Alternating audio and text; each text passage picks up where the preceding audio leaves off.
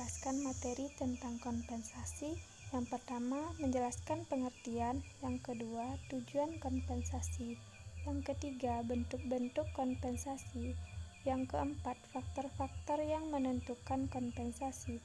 Yang kelima, sistem kompensasi. Yang keenam, tahapan menetapkan kompensasi. Yang ketujuh, tantangan yang mempengaruhi kebijakan kompensasi. Yang terakhir, masalah yang terjadi dan cara mengatasi kasus kompensasi.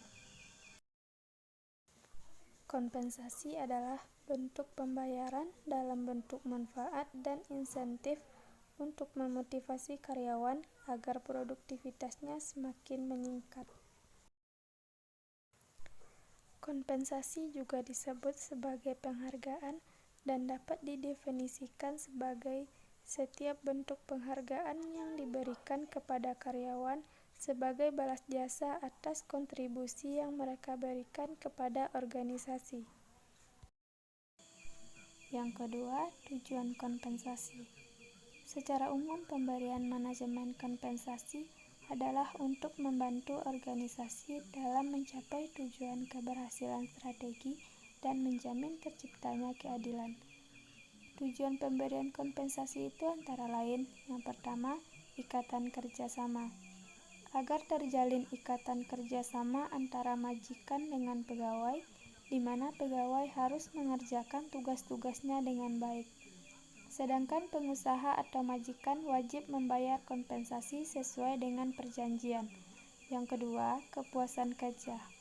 Dengan balas jasa, pegawai akan dapat memenuhi kebutuhan-kebutuhan fisik, status sosial, dan egoistiknya, sehingga ia memperoleh kepuasan kerja dari jabatannya itu. Yang ketiga, pengadaan efektif. Jika program kompensasi ditetapkan cukup besar, maka pengadaan pegawai yang berkualitas untuk organisasi itu akan lebih mudah. Yang keempat, motivasi.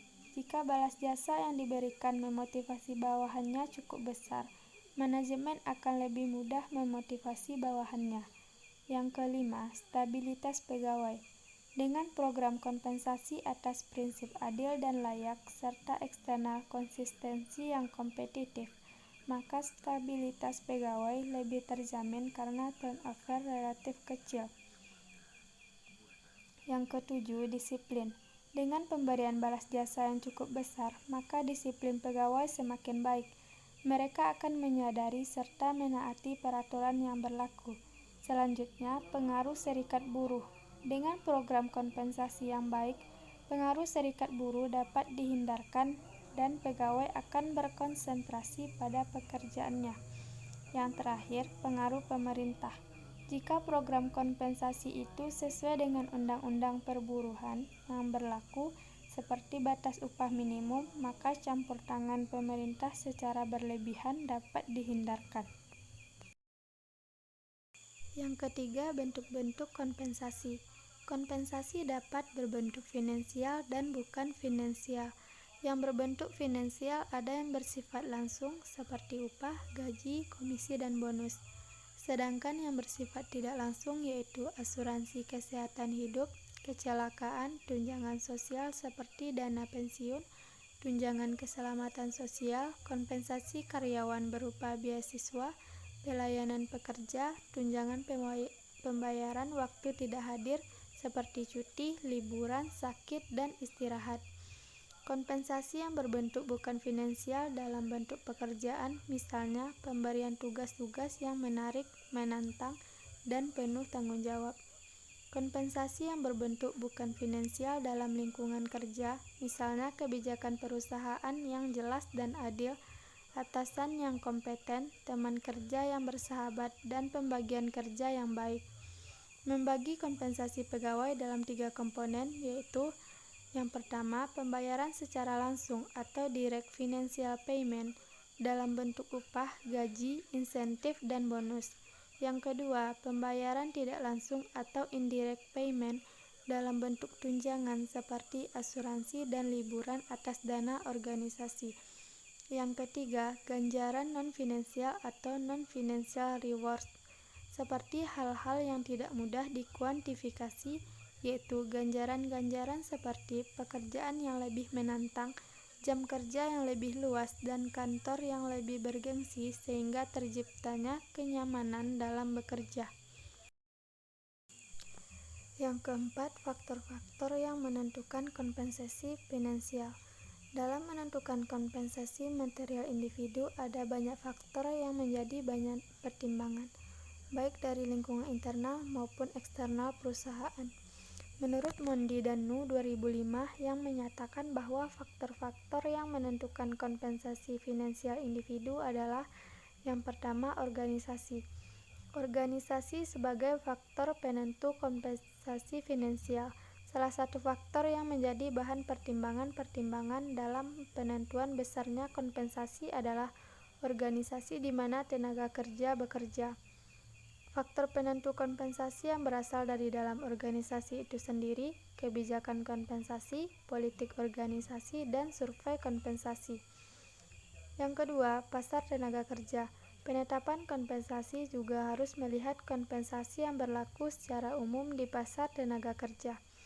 Untuk itu, organisasi dalam menetapkan sistem kompensasi ini haruslah melakukan survei pada organisasi lain, kelayakan, biaya hidup, organisasi buruh, tingkat sosial, dan perundangan ekonomi yang berlaku. Yang ketiga, pekerjaan atau jabatan. Penetapan sistem kompensasi harus didasari dengan analisa jabatan, uraian tugas pekerjaan, evaluasi jabatan, dan terakhir penawaran secara kolektif. Yang terakhir, pekerja. Penetapan kompensasi ini haruslah menyentuh hal-hal yang berkaitan dengan kinerja pegawai, pembayaran berdasarkan merit, variabel gaji, pembayaran yang didasarkan pada keterampilan pegawai, pembayaran berdasarkan pada kompetensi, senioritas pegawai, pengalaman kerja, hubungan keanggotaan dalam organisasi, potensi, pengaruh politik, dan terakhir adalah keberuntungan. Yang kelima, sistem kompensasi. Yang pertama, sistem waktu. Dalam sistem waktu, kompensasi ditetapkan berdasarkan standar waktu seperti jam, hari, minggu, atau bulan. Sistem waktu ini diterapkan jika prestasi kerja sulit diukur per unitnya, dan bagi karyawan tetap kompensasinya dibayar atas sistem waktu secara periodik setiap bulannya. Kebaikan sistem waktu ini adalah administrasi pengupahan mudah dan besarnya kompensasi yang akan dibayarkan itu tetap. Kelemahan sistem waktu ini, malas pun kompensasinya tetap dibayar sebesar perjanjian. Yang kedua, sistem hasil atau output. Besarnya kompensasi ditetapkan atas kesatuan unit yang dihasilkan pekerja, seperti per potong, meter, liter, dan kilogram. Dalam sistem hasil atau output, besarnya kompensasi yang dibayar selalu didasarkan kepada banyaknya hasil yang dikerjakan, bukan lamanya waktu mengerjakan. Kebaikan sistem ini memberikan kesempatan kepada karyawan yang bekerja sungguh-sungguh serta berprestasi baik akan memperoleh balas jasa yang lebih besar. Kelemahan sistem hasil ini ialah kualitas barang yang dihasilkan kurang baik dan karyawan yang kurang mampu balas jasanya kecil sehingga kurang manusiawi. Yang ketiga, sistem borongan. Suatu cara pengupahan yang penetapan besarnya jasa didasarkan atas volume pekerjaan dan lama mengerjakannya. Dalam sistem borongan ini, pekerja biasanya mendapat balas jasa besar atau kecil tergantung atas kecermatan kalkulasi mereka. Yang keenam, tahapan menetapkan kompensasi. Tahapan-tahapan manajemen kompensasi. Tahapan pertama, mengevaluasi tiap pekerjaan dengan menggunakan informasi analisis pekerjaan untuk menjamin keadilan internal yang didasarkan pada nilai relatif setiap pekerjaan. Tahapan kedua, melakukan survei dan upah gaji untuk menentukan keadilan eksternal yang didasarkan pada upah pembayaran di pasar kerja. Tahapan ketiga, menilai harga setiap pekerjaan untuk menentukan pembayaran upah yang didasarkan pada keadilan internal dan eksternal. Yang ketujuh, tantangan yang mempengaruhi kebijakan kompensasi. Sebagian besar metode-metode untuk menentukan pembayaran harus bisa menentukan keputusan yang tepat ketika tantangan itu muncul. Implikasi inilah yang menjadi alasan analisis membuat penyesuaian lebih lanjut untuk menentukan kompensasi. Yang pertama, tujuan strategis, tingkat upah berlaku, kekuatan serikat pekerja, pemerataan pembayaran, penyesuaian dan strategi kompensasi, kendala pemerintah, tantangan kompensasi, produktivitas, dan biaya. Contoh kasusnya sering terlambatnya pembayaran gaji karyawan oleh PT Lagang Ostentasi Medan. PT Surya Lagang Ostentasi Medan adalah salah satu perusahaan distributor yang bergerak di bidang penjualan minuman ringan, teh sosro, dan fruit tea. Adapun permasalahan yang dihadapi oleh PT Surya Lagang Ostentasi Medan ini adalah seringnya proses pembayaran gaji karyawan yang terlambat. Hal tersebut sering terjadi pada perusahaan sehingga membuat para karyawan merasa bingung dengan keadaan ini. Hal tersebut membuat timbul pemikiran karyawan bahwa perusahaan sedang rugi atau mau bangkrut. Biasanya perusahaan memberikan gaji kepada karyawan akhir bulan, yaitu melalui staf keuangan. Jadi mereka ini yang berurusan dengan gaji, akan tetapi setiap keterlambatan pembayaran gaji mereka selalu tidak mau ambil pusing.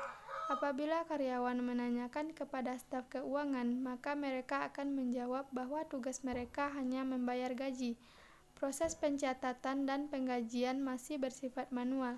Hal ini juga yang menyebabkan proses gaji yang sering terlambat sehingga menyebabkan produktivitas karyawannya menurun. Cara menyelesaikan masalahnya yaitu sistem penggajian manual yang digunakan oleh PT Surya Lagang Ostentasi Medan kurang efektif dan efisien serta akurat dalam hal perhitungan gaji dan penyajian laporan gaji. Dengan menggunakan sistem komputerisasi penggajian, maka informasi penggajian yang dihasilkan lebih lengkap, efisien, cepat, dan tepat dibandingkan sistem sebelumnya yang selalu mengalami keterlambatan di dalam menyajikan informasi laporan penggajian. Dengan diterapkannya program komputer dalam penggajian, dapat memberikan kemudahan dalam proses perhitungan gaji serta dapat mengetahui laporan gaji secara cepat dan dapat diminta sewaktu-waktu pada saat dibutuhkan.